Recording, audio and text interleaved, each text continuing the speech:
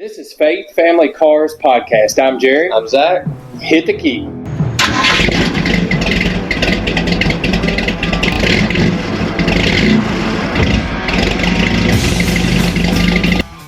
The saying is trustworthy and deserving of full acceptance that Christ Jesus came into the world to save sinners, of whom I am the foremost. That was 1 Timothy 1:15. Hey guys, welcome back to Faith Family Cars Podcast. We're glad that you joined back in, and today we are going to be back on our budget build series, and this is part 2. Very excited. Yeah, I think that I enjoy this. The last episode was pretty good. I enjoy this because I get to fantasize about a car that I will never own, and because I'm too addicted to Mustangs. Well, it sounds like it sounds so fun. I'm not fantasizing about a C1500, but yeah. I will say it'd be a pretty cool truck to build. Yeah. So some of the little bit of research that I've done on it, I'm thinking, man, I could do this on the cheap. Maybe we should have stayed Chevy guys, is what you're thinking.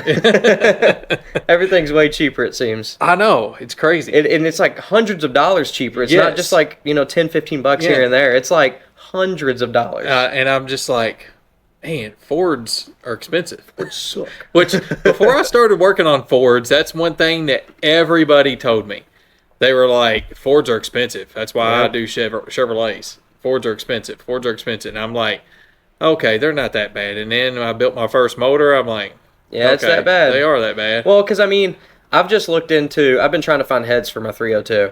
So sometimes on Marketplace, you'll have stuff that pops and you're up. Trying to do it on a budget. Yeah, but like on Marketplace, it'll be like, $350, stuff for a 350. And I'll click on the listing because I don't notice it says 350 at first, and it'll be like $400 for a nice set of aluminum heads.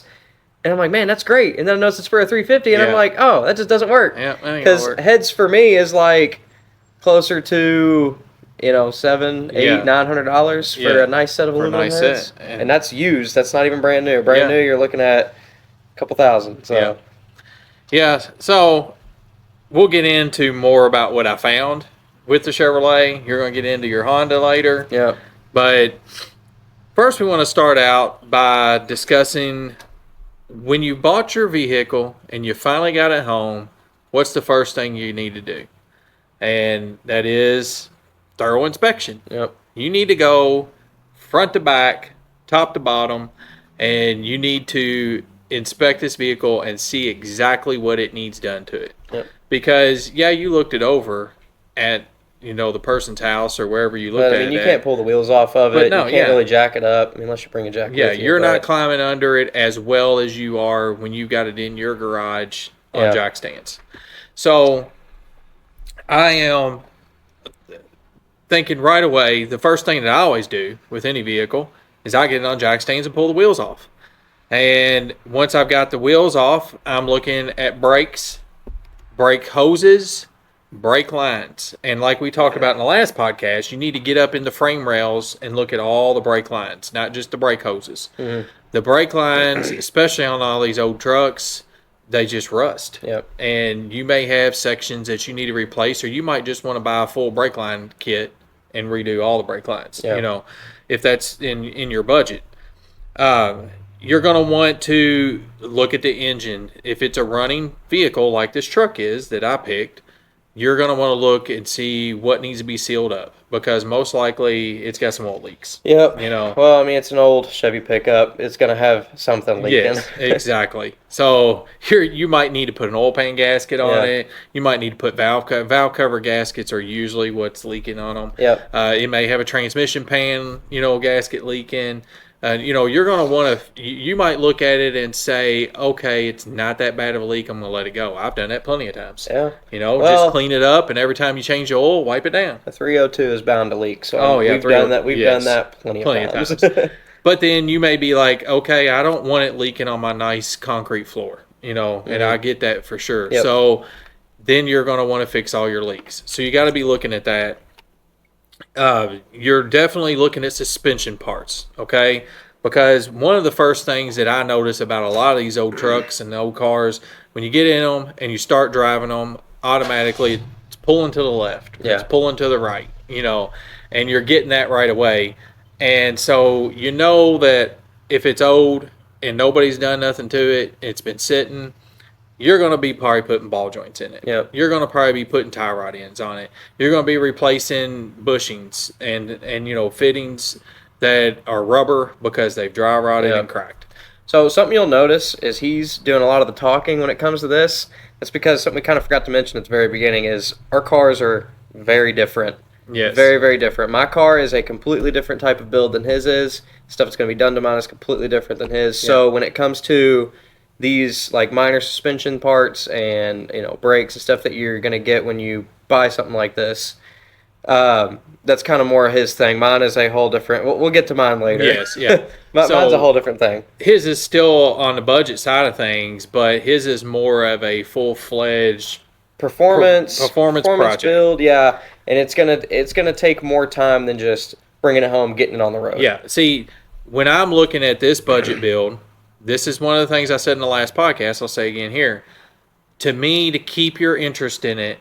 Right away, you want to get it running and driving. Yeah. And his will take a little longer to do that, I agree, but it still won't take a very long time. I agree with that mindset 100% because it's easy to lose motivation.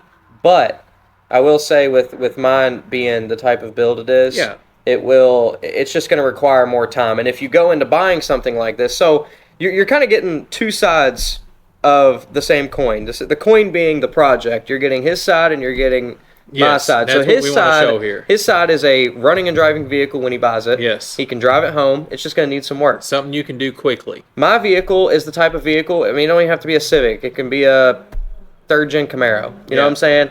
That you're throwing a 350 in. Yeah, or a LS. Yeah.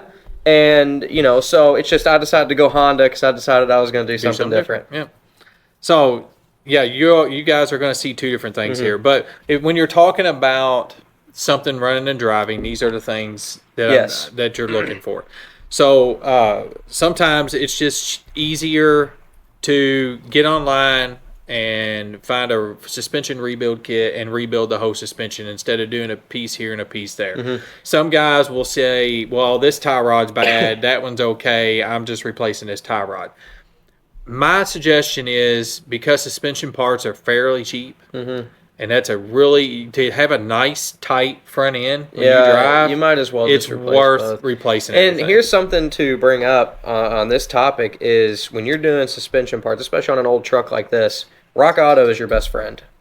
Rock Auto has cheap, good stock suspension parts. They actually have multiple different tiers too. So I mean, they've got like eco stuff. If you're like really balling on a budget, you can do it. And then if you want to get something a little bit nicer, they've got that too. But it's all just different versions of stock parts. And it'll be good to get your vehicle on the road. To get your vehicle on the road. Now, this isn't what you want to use if you're going to autocross it. Definitely not. If you want to race it. I take that back. Some of the parts are going to be the same no matter what. Yeah, I mean, it will be. But you're not going to want to have your, $60 control arms. No.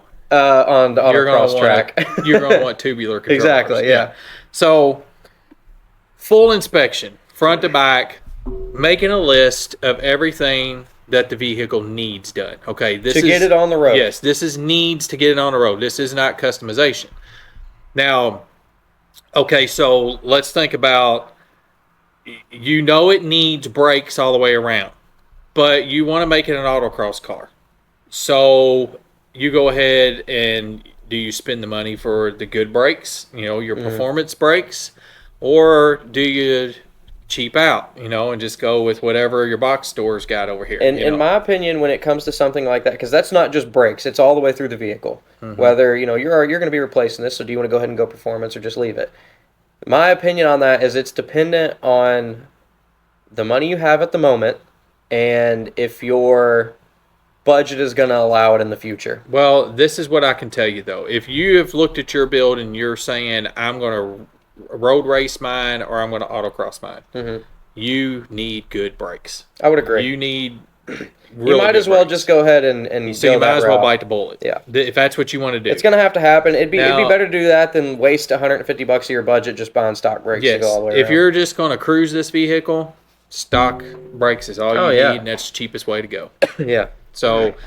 So once you've determined what you're going to do with the vehicle. So now as you start making a plan, you're gearing it toward that. So like Zach's car that he picked His plan is to make it streetable race car. Okay, so his plan is going to be geared toward that. Yep. So you're starting to make a plan. You've done a full inspection. You're starting to make a plan, and I told y'all in the last podcast I'm a checklist guy. I suggest making a checklist of everything in order. So with the checklist thing, because you don't actually use the checklist, you write it down. I go back and look at it. At the end. Check it off. Yes. So, but I have it in my mind. That's the point of making the list. For me, what a list is. Okay, so I made a list for my Mustang. I have not looked at it since I made the list. Now let me explain why. Because for me personally, making the list is just getting it out there, telling someone about it, or writing it down. That's what I'm saying. Keeps it in my memory better. Yeah. Excuse me. Than, making the list and going back and checking this. Yeah. And doing this, going back and checking this. It just works better for me if I just write it down. I don't have to look at it the rest of the time because I know what I need. To me, that's the most important part about making a list is it actually puts it down to where you're looking at it as you do it. Just getting your thoughts out of your head on paper. Yes, because my head gets so crammed full of my thoughts. Yeah. Not with just my projects, but everything else going on. Well, this little situation we've done here with our little fake project cars has got my mind all in a whirl right now. So I've done more research on a Honda than I ever intended to. But here's the other thing about making a list. When you make the list, you can prioritize. So that's when you're looking at it and you're saying, this is what I have to do. And this stuff over here is the stuff I don't have to do. Yeah. Okay. Because you're just trying to get on the road at this point. This is the stuff that I can wait until later. That I would like to update, but I don't have to update. This is the stuff that has to get updated to make this a dependable car. Yeah. Okay. So that's one good thing about making that list. Yeah. The other good thing is too about when you make the list. Sometimes what I do with my list is I start listing my parts for that thing. So say I have on my list it needs ball joints. Well, over beside it, I will have where I have found the price of the ball joints I want to purchase. Yep. And then, so I'm pricing this stuff as I'm listing it, and that way I can see how much I'm spending for the stuff that has to be done and for the stuff that don't have to be done. So one thing with the list I would recommend, this is how I do it. I mean, you don't have to do it this way, but when I make my list and I do the pricing of parts, I always go on the high end if it's questionable. Yes. So, I mean, obviously with ball joints, you can go to a website, figure out exactly the price. But if you're looking, well, I'm going to say something kind of exaggerated because, well, this fits the build I'm doing. I need an ECU for the build I'm doing. So I'm going to put a base price of, we'll just say $700 to $1,000. I could get that way cheaper. I could buy one used. Yeah. Or, find one on eBay, anything like that. But I'm just giving a base price, and you always go high. Always go high. Because if you're budgeting, you want to go high, and then when you have that extra money at the end, you're like, oh, well, maybe I can buy this. So you're going to use the $1,000. Yes. You're going to use. I agree with that. It's just better because in the end, you're not disappointed if you do use it because that's what you budgeted for. Yeah. Or if you end up not using all of it, then you're like, oh, I've got extra money. I got extra. Yeah. So exactly. Yeah, I agree with that. That is the best way to do it. That's what I did. When I wrote down my list for my Mustang, it was all on the high end. Yeah. Just to kind of figure out what I needed and what I could get away with, stuff like that. And when you find parts on a marketplace type deal situation. I just lost my train of thought. When you find parts on something like that, then you end up saving money. Yeah, You get the lower end of that. Exactly. That range. I mean, and like something else is like a traction bar. I priced a traction bar brand new. Yeah. I could find one on Marketplace. I guarantee it. Yeah. Off of somebody's car that they're no longer building. Well, here's a good example, guys. So like I told you all that on my F100, in the first 2 years I was under that 5,000 to 6,000 range. Mm-hmm. Okay. And I said since then I've added 2,000 or 3,000 more to the truck. Yep. Well, because I've had it for 5 years now, so there's always more you figure out you want to do. Yeah. And then you start a new budget of upgrades to what you've already done. Well, in your case, too, there's a lot more parts coming out for your vehicle specifically. There is. But so one of the things that I wanted to do was upgrade my suspension, okay? Because everybody that has an I-beam truck knows that they're not the greatest handling trucks. They ride really good. Mm-hmm. Until you lower them. Yeah, when you lower them, When you lower them, they ride like crap. I just every time you talk about the ride of your truck, the only thing I can think of is when I can't remember what you did, but you did something to the rear suspension and you upgrade maybe air shocks or something like that. Yeah. And you were telling me like, man, you need to feel how good this rides. And I was holding my phone. I was like, okay. We hit a bump and my phone flies out of my hand. I'm like, this does not ride as good as you said. No, that wasn't there. So let's go back up. Okay, he's not telling the full story here. So that is after I did my major suspension upgrade. Was that the C-notch? Is that what that was? That's when I did a C-notch. That's what it was. And I did Beltec shocks on the back, lowering shocks on it. It definitely rides better than what it did. It rides way better than what it did. Yes. But the reason the phone flew out of his hand is because we have a little stretch of road near our house, and for whatever reason, there's 2 or 3 big dips in it that they can't fix. Every time they fix them, they cave right back in, and we hit that dip. I just thought it was the funniest thing. It was the funniest thing because it was the worst timing ever. Yeah. You're like, you need to feel how good the suspension feels. We hit a bump and my phone goes flying. So, but I was getting at before we got into all that. That's just what I think about every time you say the suspension rides good. That's the first thing I think about. For a lowered truck, the truck with I-beams, the truck rides good. It does. It's a good riding truck. But that was because of, on the front suspension, there was a couple of things. I went with a different spring. I went with Beltec shocks. Now, what springs are on the front of that? Sorry, this is completely It off has topic. 95 Ford Explorer springs. That's what I thought. Okay. So they are a little stiffer because they're coiled a little tighter. Okay. So they're a little shorter. But that's what I was going for. I did want a stiff ride. So it does ride stiff. But that was before handling, okay? I wanted to be able to, when you drive an old Ford truck, you know that they want to sway. You've got the sway bar as well, too. That's where I was going with. Yeah. So the sway bar for that truck, this is where the budget build comes in here, okay? Yeah. So the Beltec shocks aren't the cheapest, but they're a good budget shock to put on a lowered vehicle. The springs were $60, okay? So, and that helps stiffen the front end some. Yeah. The sway bar was the key. I got the sway bar out of a junkyard off of a 4-wheel drive F-150 for $50. And that included everything. I mean, that was the sway bar, that was the mount, and everything, okay? $50 to where if you try to purchase an aftermarket sway bar from one of those trucks, it's going to be really hard to find one that's going to work. And then also, it's going to cost you $300. Yeah. So I bought this sway bar, and of course, the way it mounted on a 4-wheel drive was different. I didn't have the proper bracketry on the 2-wheel drive truck to use it. So I cut the bracket that came with it, and I extended it out. This is where your welding is going to come into play, guys, if you know how to weld a little. And I painted it all up, put that thing underneath there, stiffened the front end of that truck up so much, and it handles so much better. And he can say what he wants. It was just a funny story. From the time I lowered that truck to a $50 sway bar and a $60 set of springs and a $100 set of shocks, maybe $150 set of shocks. I mean, I got a good hand $250 into the front suspension of that truck, and it handles 10 times better than it ever did. Way better. Well, so that's just kind of one of the things you can do on the cheap, guys. That makes your truck ride a lot better. Something you mentioned in that I want to mention to preface this as well, something else we forgot. We're basing these builds off of our abilities. Yeah, and experience. And I'm trying to stray away from the buddies we have that can do stuff for us and stuff like that. But in our situation, like you said, he can weld, I can weld, so that was an option for him. I'm not a good welder, but you can weld good enough to hold. So if it holds, it don't matter. It burns through the other side, so that's all it matters. Yeah, there's a saying, I can't even remember how it goes, but it's something to the effect of a grinder will make you the welder you ain't, or something like that.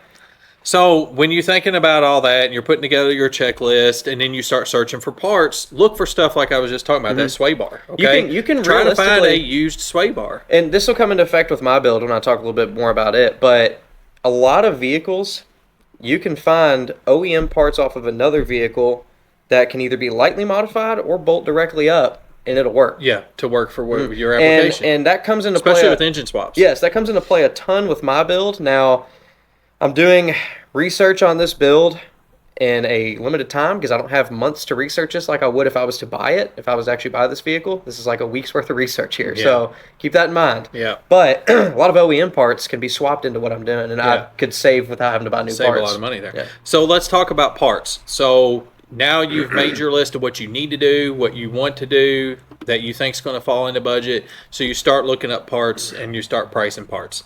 Okay, if it's stuff like, let's say it's interior parts or exterior parts, or even things like I said, a sway bar or springs or stuff like that. Marketplace. Yes, Marketplace is huge. Find parting out cars. Yeah. And I always go there first. Try to find a parting out car because sometimes guys will give you a heck of a deal. Yep. Just like I went and bought a set of seats for an F-150 and found a couple of interior parts that I know sell for $100 all the time on Marketplace. Dude's going to sell them to me for $10. Yeah. So you never know what you're going to run into out there. So I always go to Marketplace and try to find something parting out first. Then second is your local salvage yard. You know, depending on what year. Now, if you're looking at a really classic car, there are some areas that have classic salvage yards. We don't have one like right here local, but we have some within an hour or two away. I didn't even know that. I've never even been to one. Yeah, we have some that are an hour or two away, especially when it comes to trucks. Yeah. There is multiple guys in our area that have old truck junkyards in their backyards, basically. We ought to take a trip out to one just to check it out. Because, I mean, I don't have any reason to go there for my vehicle. I can find mine in a regular junkyard, but still, it's just something to look at. Yeah, it is. So you can find some of those guys out there. Then after that, I start looking at places like Zach mentioned, Rock Auto. Okay, Rock Auto very is budget friendly. For me, in my personal opinion, this is just my opinion. I'm sure yours may be different. Rock Auto, when it comes to suspension parts and you're just trying to get a vehicle on the road, like I mentioned earlier, Rock Auto is the way to go. I don't think I would go with any other thing unless you can just find an amazing kit that has everything you need for a great price. I'm just thinking, when I had this Ranger not too long ago, and when I was doing some work with it, I got everything like off Rock Auto because it was just cheap and it worked, and I didn't need nothing special because it's a Ford Ranger. Yeah. So it's like, it just works so well, and I've spent maybe a couple $100. Yeah. And so Rock Auto's a good one, especially. That was a whole front suspension rebuild too. Yeah, it was. Yeah. And even for brakes, Rock Auto was good for brakes. Yeah. That's mainly what I buy off of them. They have everything you could ever want for any vehicle, but I mainly just buy suspension and brake stuff from them. But you got eBay. If you're looking for factory parts that you need factory replacements of certain things, eBay. Tires, eBay. I mean, when you all hear what I'm going to do for wheels and tires on the truck, you're going to be blown away by the price of the tires. Yeah, he is known kind of, I guess, within our family as the guy that always gets tires for really good prices. If you research, you find them. Yeah, really. But anytime I need tires, I go to him. Just have me send him a link. He just sends me a link for the tires. But like, I mean, we talk to anybody in our family like, oh man, you got these new tires. How much you pay for them? $300. Yeah. How'd you get them for $300? Well, you look it up. Just gotta find them. I mean, so eBay's big. Amazon, you can find a lot of good parts on there. If you're looking for especially if you're looking for headlights and taillights and little stuff like that, you can find on eBay. Well, especially if you're going with a truck like yours, because I think your truck has the work truck front end on it, correct? No, it's a Silverado front end. Is it a Silverado? Yeah. Okay. Still, it's Amazon, especially for Chevrolets, and that body style specifically, headlights, taillights, cheap stuff. What you probably don't realize is 88, 89, I think 90 had regular headlights at the top. Oh. So instead of having they did. Yeah. I thought that was the work truck front end. No.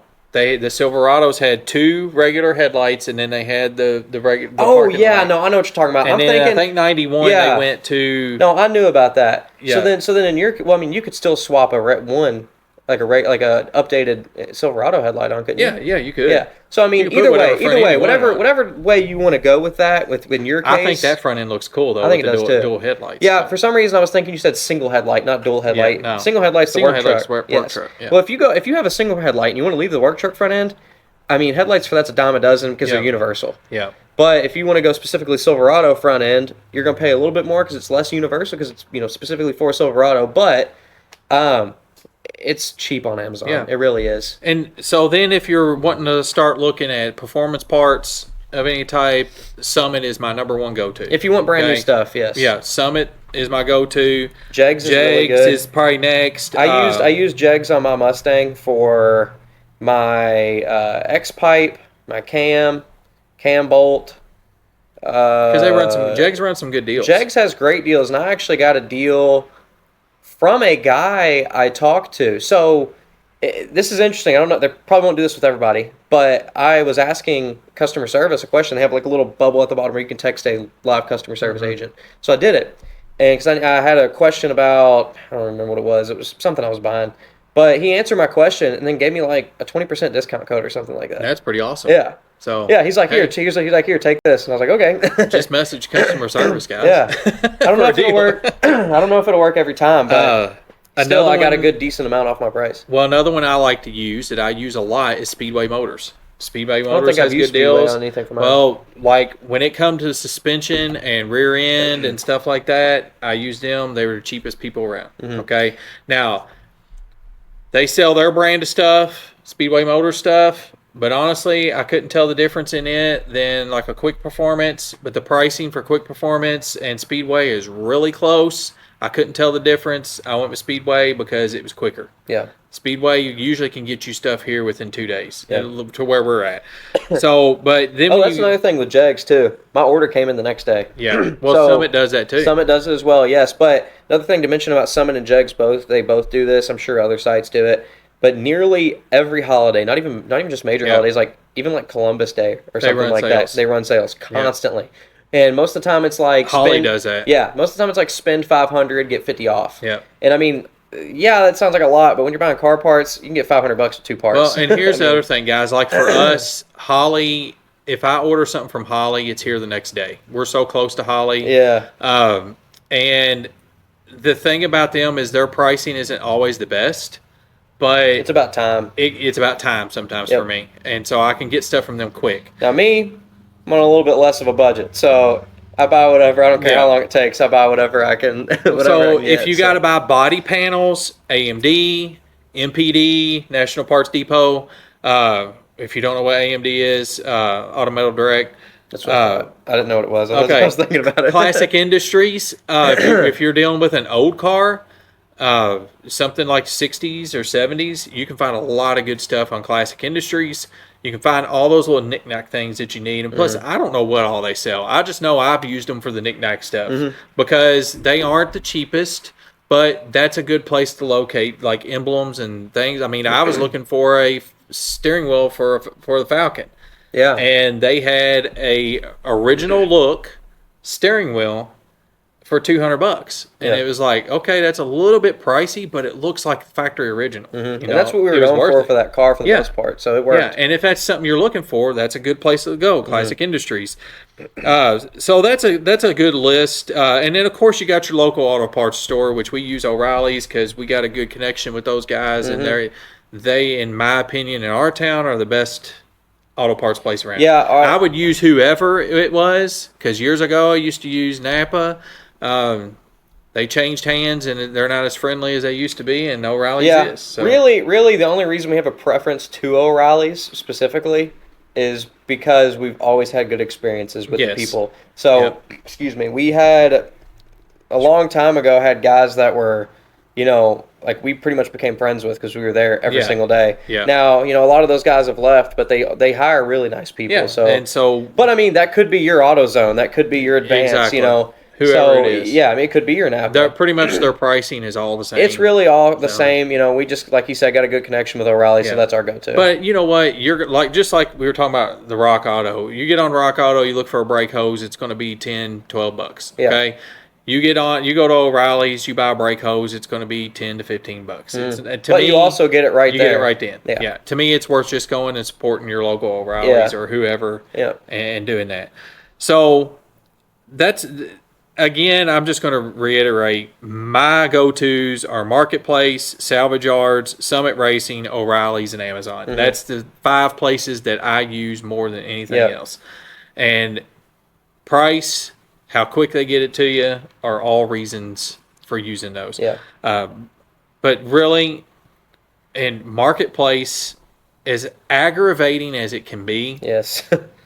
is one of your best friends when it comes to a budget bill. It really is. I mean, well, I'm just going to take my Mustang for example. So I want to do a top end build on the Mustang, and so heads, intake, cam. The only thing I'm not buying off marketplace is the cam. Yeah. I mean, I guess my valve springs, they didn't come from marketplace, springs, but I'm going to buy a set of used heads for $700 to $1,000. Right there. That's a good budget friendly thing for a performance build. Because I mean, if you know anything about heads, they're like $2,400 brand new for two heads. So, but anyway, I mean, intake. I got my intake for $100. Yeah. So I mean, the deals you can find, because sometimes you'll just find people that are just trying to get rid of their junk. Yeah. And you can get a good price on stuff, and then they're trying to make some money to upgrade their motor. Yeah, exactly. I've seen lots of heads and stuff like that where guys are pulling them so they can upgrade to the next set. That's the biggest thing, and especially for me is like I'm just getting into it, so all I need is like 170.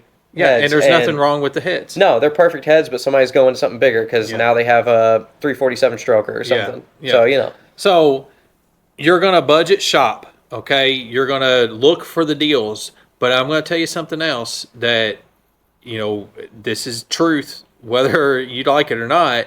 Black Friday, buying parts on Black Friday, there is always tons of deals all through Christmas on parts. So make a list and give it to your wife. And let her know what you want. Let her know what you want. Or just tell her to give you the money and let you pick it. Yeah, exactly. Or tell her to get you a Summit Racing gift card. Yeah. Or a Holly gift card. Yeah. Or something like that, because there is all kinds of deals to be had. I end up usually spending way too much money over Christmas on parts for myself when I should be buying for my wife, I guess. Yeah. So. Well, sometimes cars are more important. Yeah. I'm just playing. Yeah. Your wife is definitely more important. It's a joke.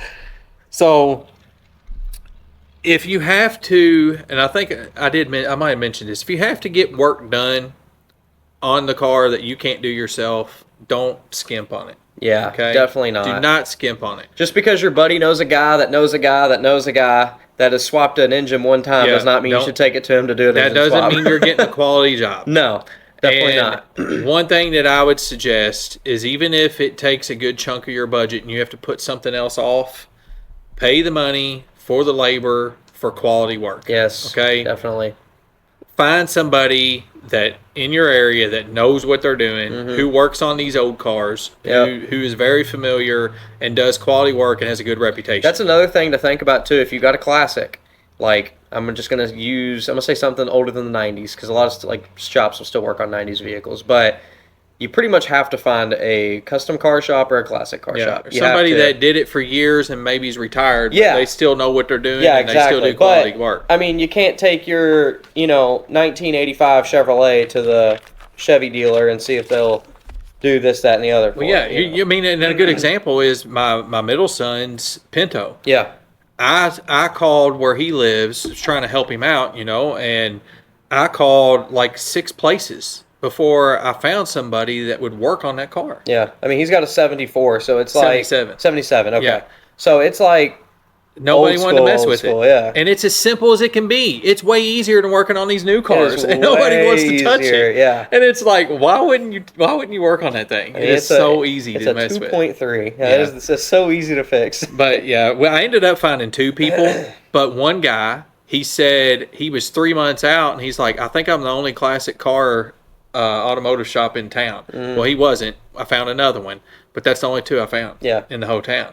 And the other guy could do it right away, but he was extremely expensive. So, yeah. But that's what you get when you're working on an old car and you don't have time to do it yourself. Or you don't have the place. Or you don't have the place in his position, he doesn't. Yeah, he doesn't have the place. He has the abilities. Yeah, he has the mechanical knowledge. He's just, apartment complexes don't like when you strip a car down to absolutely nothing in their parking lot. So, talking about all that, let's get into our build, Zach. Okay. All right. So I'll let you go first because I think yours is going to take less time than mine. it will. We've discussed, inspection, lists, where to get parts, pricing your parts, and now you're on your budget. You figured out how much your parts are going to cost.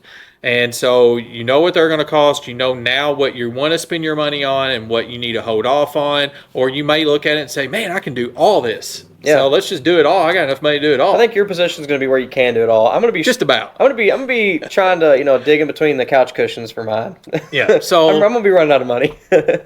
This right here is for all the old heads out there like me. Okay. Yeah.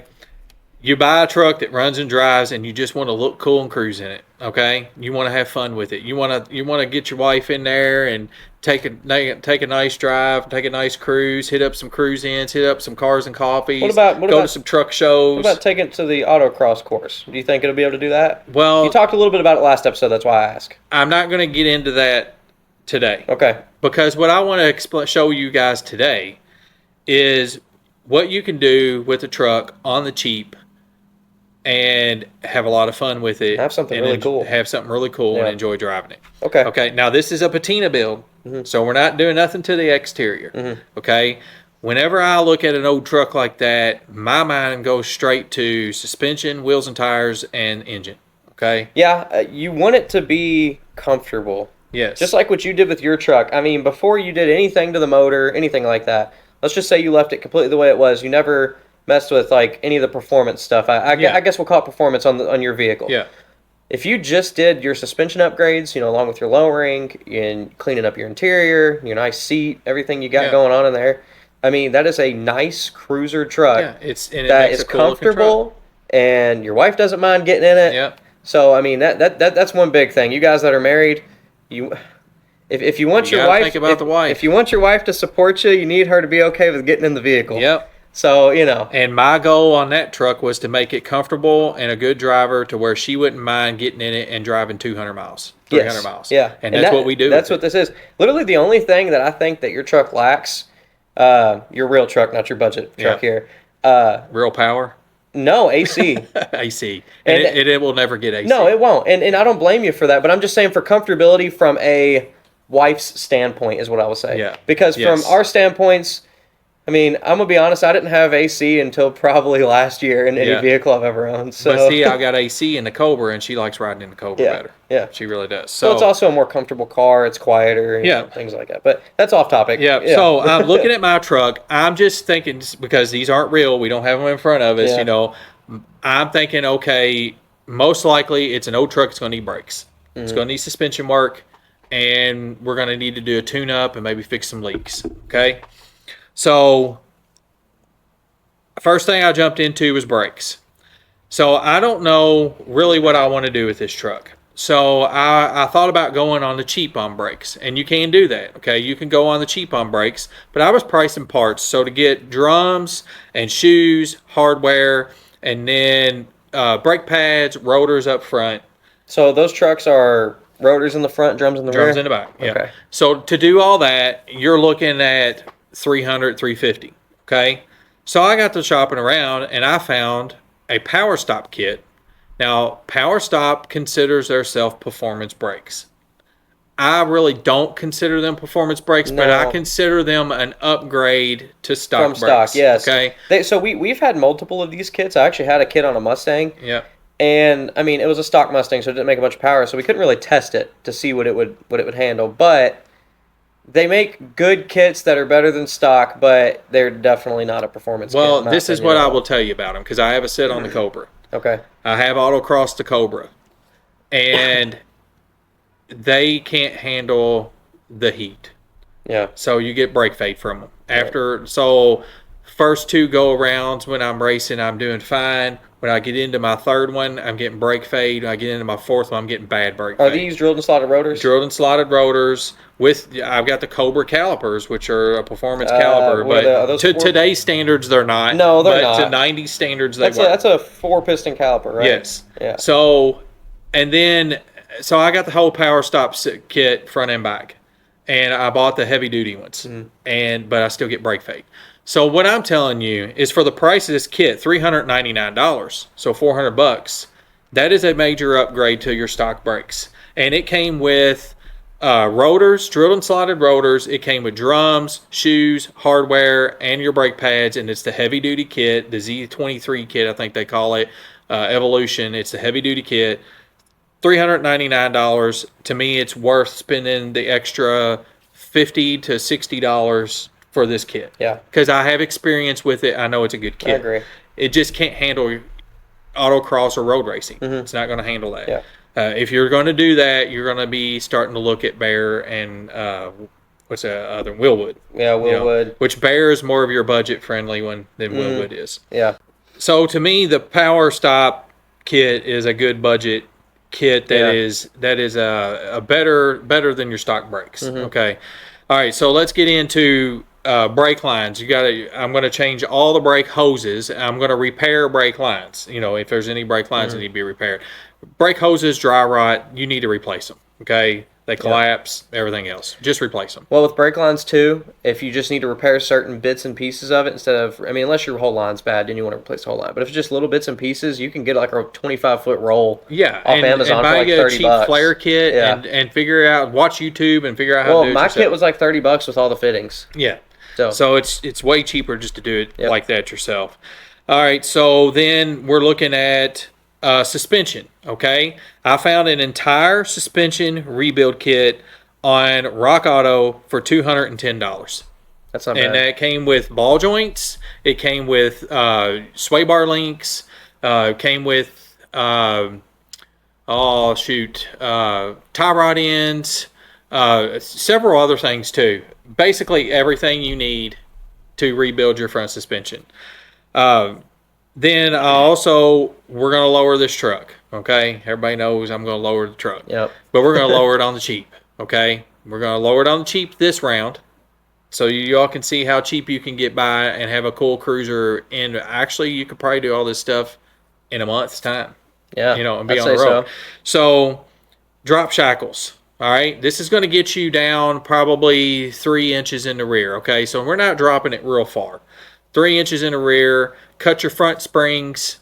I know people don't say and cut front springs. People hate on it, but if you just want a budget it's not drop, that bad. No, it's not. It's really not. If you want a budget drop and you want it, quick, cut your springs. There's proper ways to do it that work, and they're fine. Another recommendation. I've cut springs before, never had an issue. Another recommendation is cut a little before you cut a lot. Yes, definitely. Cut a little first, because you don't want it to be all the way underground, and you got a big old rake. Yes, you want it to sit good. And if you measure properly, watch videos online of people that know what they're doing, that do it right, and follow some of those procedures. Cut your spring down a little at a time, like you said. But if you measure correctly, you're going to be able to cut it down right the first time. So, cut your springs. Drop shackles on the rear. You've got this truck lowered, looking right. You got it level. And on the cheap, shackles, Beltec shackles are $66. Yep. Okay. Your brake hoses were $30. I didn't throw that price in there. So now we've done all that, and now we're looking at wheels. Okay. So wheels and tires. You can go two different directions here. You can get on Facebook Marketplace and you can look for wheels. I didn't have much luck at that unless I wanted to spend $2,000 on wheels and tires. Well, that's also just right now. Next weekend, you could. It could be totally different. Yeah. The only set of wheels I found that I thought would look pretty good, but they were I wanted something a little bit better.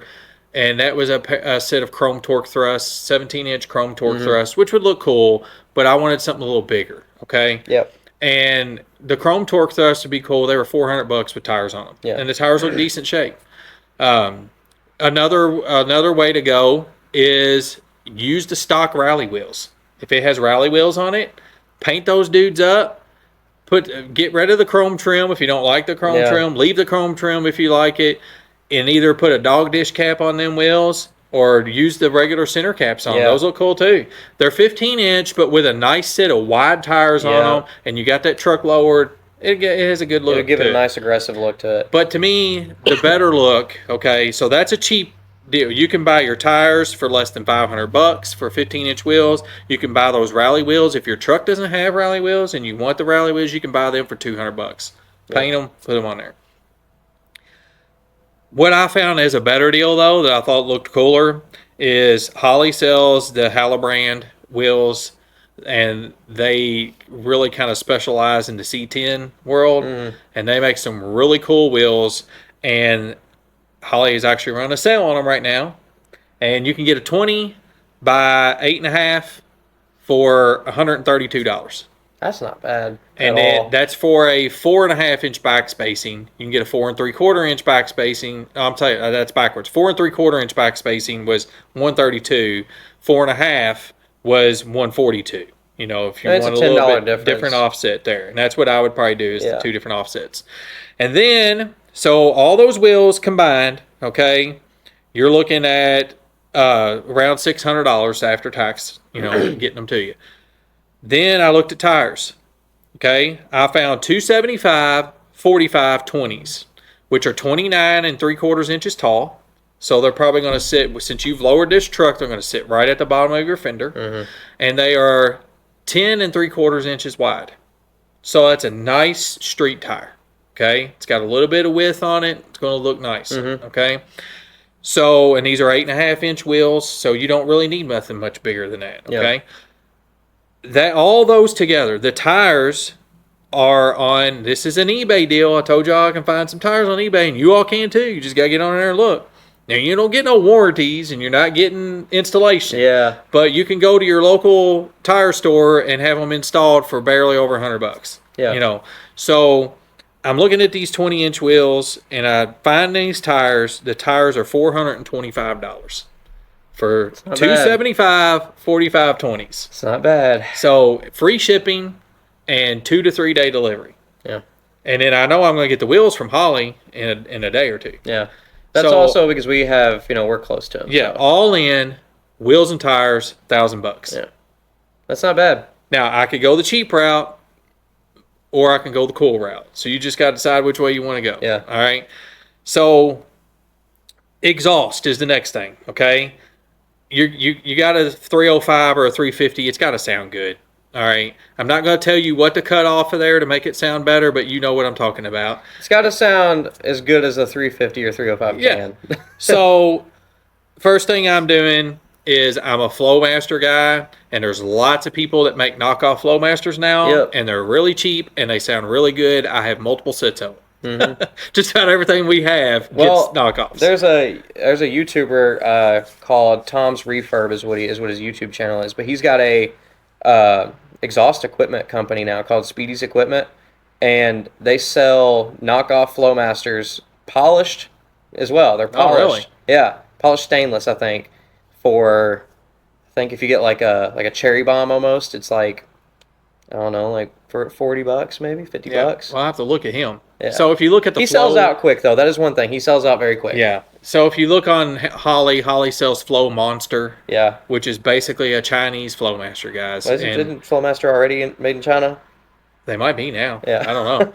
But they're a Chinese Flowmaster. They're $35. So, but they pretty much make the same sound. Single in, dual out, which is what we would use for this 305, and then Amazon has a kit, stainless steel exhaust kit that we have used, and it is really good in my opinion for what it is. Okay, it's cheap, but it is really good. It's very weldable. He TIG welded my whole system on my truck. $160 for the complete kit that will do dual pipes. Yeah. Okay. It does require the use of a hammer because sometimes the pipes don't fit. They don't fit super well. Yeah. But I mean, it's what you're getting. You're getting what you pay for. Yeah. But the look of the pipe and the quality, mine has held up really well. Yeah. It still looks like polished stainless. Yep. And so, if you can find somebody to help you TIG weld that or MIG weld it with stainless rod, stainless line, that'll work too. So that kit's $160. The muffler's $37.50. Got counting hardware and stuff, bracketry and stuff that you're going to need. $250 into your exhaust system. So all in all, and I've just threw out there a tune-up, $100 from my parts from O'Reilly. That's AC Delco plugs, plug wires, distributor cap, whatever you need to do your tune-up. You're going to get by for $100 or maybe a little over. Yeah. I didn't count any gaskets or anything like that because I don't know what that is, but it would still be less than $100 to buy your gasket kit and your seals. When you're making your budget, I would always recommend like when you're planning it out like this, have a little section of extra money. Because you will need it. You will need when it comes to fluids, things like that. I mean, I'm experiencing that with my Mustang. You are going to run into stuff you didn't think about. Yes. No matter it will happen. what. Whether it's bolts, whether you're paint, a professional car builder or if you're just in your garage, you will have a time where you forget stuff. And it's usually when you get to the end of the build. Yes. You realize all this stuff you forgot about. A lot of times it's fluids. That's it for me, at least. And the fluids are expensive. Yes. So all this stuff that I just mentioned right here, okay, you got your truck dropped, you got it on a nice set of wheels, you got all new brakes, you got a nice tune-up, so it is running good, it is riding good, it's steering good, and it stops good. It sounds good. And it sounds good. Yeah. You've done all that in probably a month or two's time. That's how quick you could do this. Counting the price of the truck, $2,500 for the truck, I'm at $4,650. That's not bad. No. It's way less than what I'm at. Yeah. Well, let's hear about yours. Okay, so sadly, the guy that I bought my car from, in quotes, if you're listening, audio only, he just dropped the price to $1,800. So my we car. can use that price. Oh, okay. Well, that might help me out. My car went down $300. So we'll go off that. All right. So for mine, you have to have a motor because it's got a blown head gasket. Yes. Unless you just want to, resurface the head and put a gasket on it. If you want to go that route, the car, from the description I've seen, is running and driving. But it'll drive. With that motor, though, it's going to stay a boring car, right? It will stay a very boring car. It's a D-Series motor. Super underwhelming. I mean, I think you might get like 120 horsepower. Yeah. I mean, it's so underwhelming. It's a lame motor. Sorry for all the D-Series fans. I don't know if there's any of those that even exist, but Anyway, if you know anything about Civics, you know exactly where I'm going with this. It's going to get a K-Series. It's going to get a K24 in it. K24A2 to be exact, which from the research I've done, is pretty much the best K-Series you can get, durability and power. Mm-hmm. These K-Series came in a lot of cars. K-Series in general did. They came in tons of cars. The one I'm going for is, if I'm not mistaken, out of a Acura TSX. I was getting ready to say, they probably run a lot of Acuras. There's actually a lot of Hondas. Really? CRVs have K20s. If I'm not mistaken, Honda Odyssey has a K20 in it. Really? Yeah, crazy. But anyway, mine is coming out of an 04 to 08 TSX. And from the research I did, that's the best one you can get. Got mine off eBay for $1,150. Now, that is eBay price. That's including shipping. You can probably go cheaper if you can find somebody selling one local on Marketplace. Somebody parting one out or a junkyard. So one thing I want to preface my build with is the fact that all of this can probably be gotten way, way, way cheaper. But I don't know a ton about these cars. This is a week's worth of research right here. And I've got so much other car knowledge in my brain, I'm getting myself overwhelmed. Because he's doing something that is way out of his normal. It is, but it's something I'm very interested in, and I would love to build one day. But anyway, $1,150. Like I said, you can get it way cheaper, most likely on Marketplace. I didn't get a ton of time to do research on Marketplace in my area to see if I could find one. But, realistically, if you can get it at a decent enough price, I'd be willing to drive 4 or 5 hours to go get one. Yeah. Maybe longer than that. So, anyway, next, you will need a transmission because your stock, EG Civic transmission is not going to work. Yeah. So, we're going to keep the stock motor for now because we're trying to get this vehicle running and driving. So, next is the transmission, and I'm going to get that out of an EP3 Civic, which is a So when you say you were going to keep the stock motor, you mean you're going to do the motor swap, but you're going to keep it stock. I'm going to keep the motor stock for now. You're not turboing it yet. Because we're just trying to get this on the road so you can enjoy your K-swapped Civic. Yes. So now you're going to be making maybe 160, maybe 200 horsepower with this. So after that, you're going to need a transmission. So your transmission, like I said, once again, eBay. You could probably go on Marketplace. Actually, I did go on Marketplace. There's a guy selling the exact transmission I'm looking for $600. The one I found on Marketplace was $1,500. So, and that's including shipping. The one on Marketplace? No, sorry. The one on eBay. eBay was $1,500, including shipping. So, and Marketplace will be your best friend. Marketplace will be your best friend on that, and it'll probably be your best friend on all this. But like I said, my research was limited. So, we're just going to use the higher end because, like I said, when you do a budget, you want to take the higher end. Yeah. So we're going higher end, eBay price, $1,500. Yeah. So right now you were really hurts your budget. It does really hurt my budget. But if I can go $600 from the guy on Marketplace, that's actually extremely local to us, probably 15 minutes up the road. Yeah. You save $900. Save $900. Yeah. So then after that, you have to have an engine harness. So from the research I've done, the engine harness that will work is actually out of an 02 to 06 RSX. Type S, I think. And so it might be hard to find. No, Really? Found multiple on eBay for like $300. Really? Okay. Yeah. So you can get a full engine harness. I think the only difference is what's in those, if I'm not mistaken, is a K20. We're going K24. I think you got to put a different crank sensor in it. Okay. That's That's it. the only difference. So, or you can just cut the pigtail and wire in a pigtail off of a K24 and do that. Yeah. So then you have to have an aftermarket ECU. Sucks, but from the research I've done, you're just better off going that route. It's one of these things where you can do something different, but then you're maybe chopping up your harness, doing all kinds of stuff like that.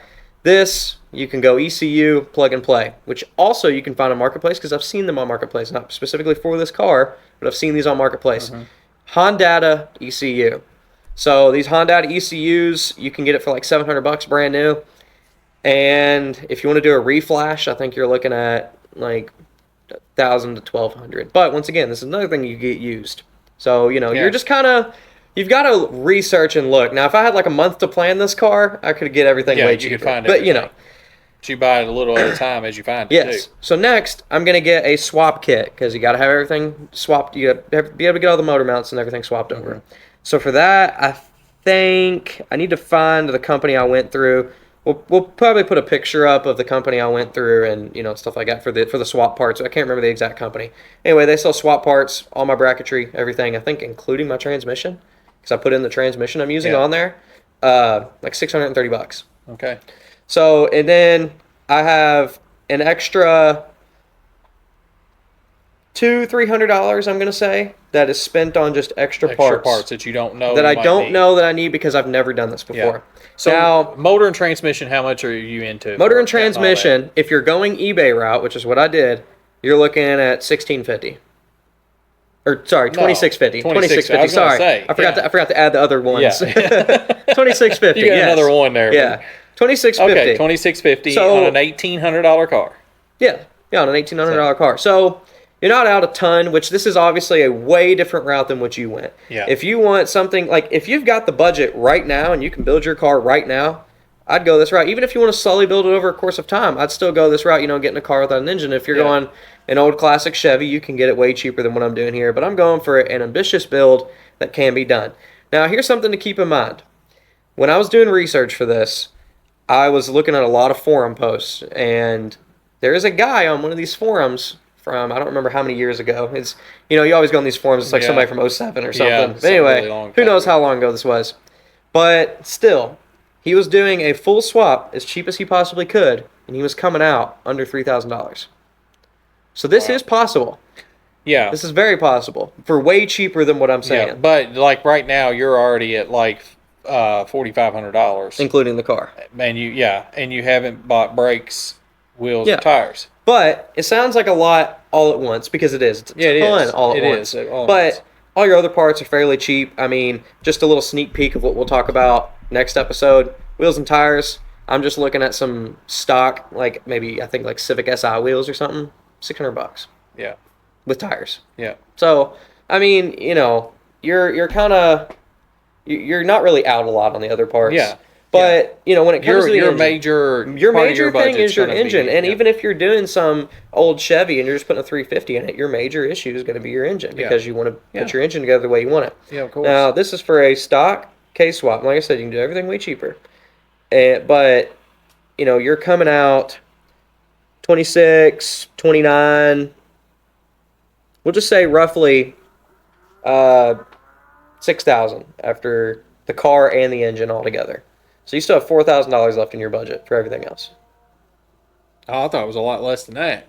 Well, no. Well, I'm talking if you leave stock suspension, stock everything. Yeah. You're saying brakes and tires and. No, you take wheels, tires, everything else. I want to do the car off. If you take all that off and you just go motor, trans, ECU, and harness and the car together with your swap parts. Yeah. Just the motor and transmission part, you're out $6,000 for the whole build already. Sounds like a lot up front. Yeah. But everything else, like I said, is cheap for the most part. Well, yeah. Again, this is a different type of This is a very different type of build. Yeah. So this is a very different type of build. And, I'm going to admit, I was a little ambitious going into this. Yeah. This is a little bit above what I thought it would be. It's not quite as budget as you thought it was. No, it's not, but it still can be done under 10,000, and it can be done for way less than what I'm doing it for. And it's something that can be done over time. It can be. So like mine, I'm trying to show you guys what a vehicle you can get on the road quickly. Right now. And then start making upgrades yes. too. So he's trying to show you one, and this is what we talked about even before the podcast. He's trying to show you one where you're going to build it over time. Yes. But it's still going to be very budget friendly. So now, the reason I like the route I went still, and I'm not regretting the route I went, is because of the fact that we are going to have two different sides, like I said, of the same coin. The coin being the project. Yep. You've got a build that you can get on the road within a month. I've got a build that might take me a couple months. Yep. But that's okay because you're building the car you want. Yeah. So, excuse me. With this being said, once again, you can get everything significantly cheaper than what I'm pricing it. I'm pricing it at the very tip top. So, with it being priced at the very tip top, you're out a lot of money. And so if you hit some places up and get some used parts and stuff like that, you may be able to do what you're talking about for under $5,000. Yes. Oh, yeah, easily. Well, like I said, that guy on the forum spent $3,000 and built it and did a whole K-swap on this exact car. Yeah. So, it can be done. And then if it's only $3,000, but you got to do your research, and that's what we've been talking about this whole time. Yeah, exactly. Yeah. Do your research. It is so important. Now, what I'm doing can still be done, even with a ton of new parts, can still be done under our budget. It's just you're paying a lot of money up front, where on your end, you're paying a lot of money toward the end. Yeah. So your build is all your money is going to be spent on the back half of your build. Yeah. All my money is going to be spent on the front half. And I'm just assuming because it said come and drive it home today. Yes. That this is a good running driving vehicle. Yeah. So, you're gonna, it sounds very intimidating when I bring all these big numbers up, but if you're a guy that is going into this, like, I've got a little extra money here, I want to buy a project that I can work on over the course of a time period, like we said, because mine still is within that time period that we've got, it can be done. This is the kind of thing that you want, because you can go into it, you can shop around for a couple months, or maybe a couple weeks if that's all it takes, get you an engine for a good price. Yeah. Shop around a little bit more, get your transmission. And one thing cool about these K-Series is from the research I've done, pretty much any K-Series transmission will work. I mean, you can go a TSX transmission. You can go a CRV transmission, if I'm not mistaken. You told me Honda Element, too. Honda Element? Yeah. Yeah, I mean, and I'm going manual route, too. You could go an automatic for probably way cheaper. Hey, you need to hit up Eric the car guy, because he is like the dude who knows everything about Hondas. Yeah, I guess so. He was a Honda Tech or Acura Tech. Well, he had the Type R, didn't he? The Integra Type R. Yeah. Those cars go for like $30,000. Yeah. Well, he just sold his. Did he? Yeah. Those cars are worth a lot of money. But this build is very, very different from yours. But still, it's very. But that's kind of what we want to do with this whole series, guys. Is give y'all two different perspectives on what you can do. Yeah. And just show you that multiple different things are possible. You can go tons of different routes. This is just our chosen route. Yes. And I mean, honestly, I'm kind of doing this chosen route on my current build right now. It was supposed to be a 2 months, get it on the road, and things happen, and now it's extended. Now it's a 8-9 month get it on the road build, and I'm still pretty excited to keep working on it. So yeah, a lot of good going to come out of that car in the end. Yes, and sometimes that's what it takes. And when it comes to this EG hatch, you just gotta see it through. Yeah, you got to see it through, and you got to plan. And don't just jump on the first engine you see that's for sale. Yes, exactly. Don't just jump on the first transmission or the first wiring harness or the first ECU. Yeah. Research a ton more than I have, because realistically, this search for this swap that I have never done in my entire life should have been like a month or two of research. Of planning and research. But another thing I want to mention is some of this bracketry I can probably cut out of my price, which I have not done. Because I just went like a full swap kit. I can fabricate my own stuff. Yeah. So if you have that capability. Yes. So I'm gonna need, like, one thing I didn't purchase is I'm gonna have to probably relocate my radiator. Just move it off to the side, if I'm not mistaken, and I'll make my own brackets for that. Because I mean, it's not super heavy. It'll be easy. Now, when it comes to motor mounts, I'm gonna buy motor mounts. Yeah. So. Well, so we are moving into the next phase of this whole journey of budget build. Yeah. Which our next episode will take us in a little deeper on our vehicles that we're working on. But it's also going to get us into the actual build. Yeah. Okay. So that's what the next episode will lean toward, and it'll be a couple weeks after this one because the next podcast we're gonna have an interview, and but then so we'll be a couple more weeks, and then we'll pick up where we've left off here. So last week we were talking a little bit about how whenever you look at a car, you always see its potential. And it's sometimes, though, in a rare occasion, I can't see its potential and I say it's junk, you know. And we got to talking about Paul and how God took Paul, who was a Christian killer, you know, and used him for his glory. And so, Zach, you got some more scripture to go along with what we read at the beginning of the podcast. Yeah. So we are in 1 Timothy chapter 1, verse 12 through 16, which says, I thank him who has given me strength, Christ Jesus our Lord, because he judged me faithful, appointing me to his service. Though formerly I was a blasphemer, persecutor, and insolent opponent, but I have received mercy because I had acted ignorantly in unbelief. And the grace of our Lord overflowed for me with the faith and love that are in Christ Jesus.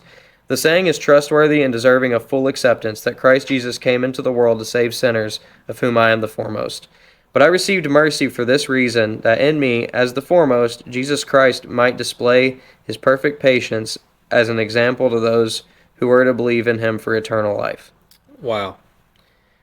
Yeah. You know, I mean, I think he's speaking for all of us, really. He is. He really is. Yeah. Because how many times have you thought, man, I hate myself. I've got to be the worst sinner.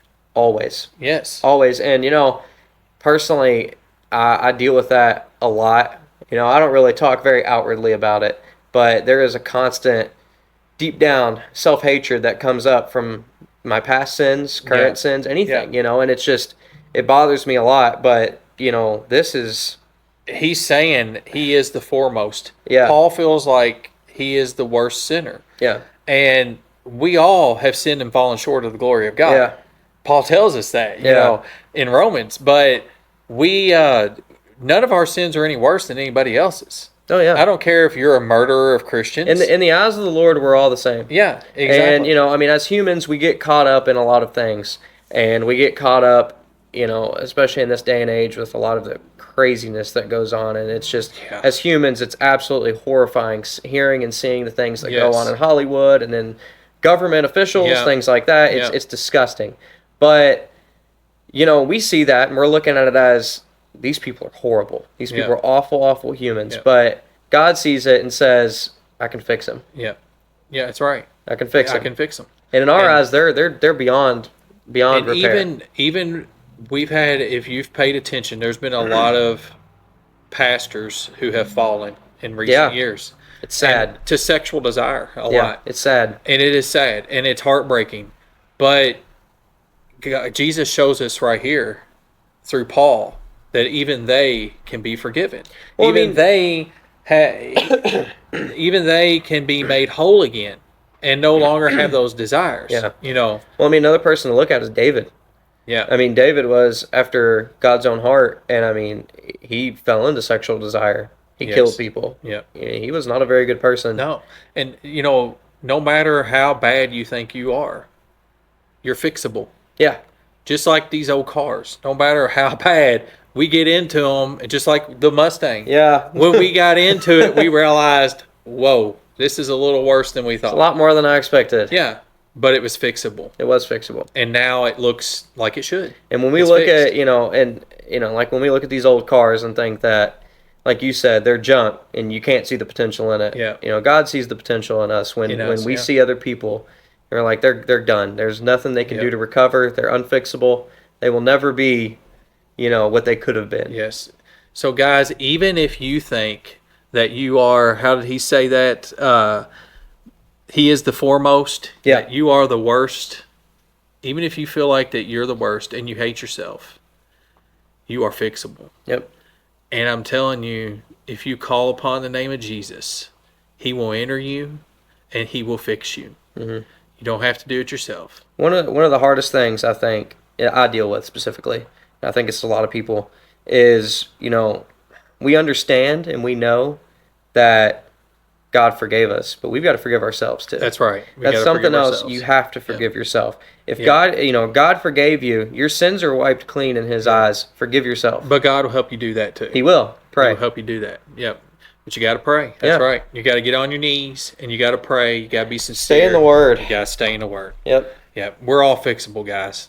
He's fixed me over and over again. Yeah, me too. Me too. Praise God for that. Yep. So, Zach, you want to end us out here? Yeah. So, you tend to have a little bit of trouble with this, so I guess I'll start saying it. We're passing it off to him. Yeah. So, share, comment, leave us constructive criticism. We'd love to know what you think we should improve. We've gotten a lot of mentions about the length of our podcast, so we're going to try to play with that a bit, see if we can shorten it. It's so hard because we just enjoy talking. Yeah, we enjoy talking. So, about cars. But we're going to try to fix that. Leave us some more constructive criticism. We'd really like to know what you think we can improve on. We're on TikTok, Facebook, YouTube, Spotify, anywhere you get your podcasts. We're on there. You'll see clips from from like us doing our verses and stuff on Instagram. Yep. I think we've had some pretty decent ones here recently. Yeah. So hey, get out God's there. using them. Yes. I'm telling you, God's using them. Get out there. Like, share, comment, whatever you do. Thumbs up. Whatever you do on whatever app you're using. Yep. If you're gonna leave a review, give us a 5-star review. If not, just don't do anything.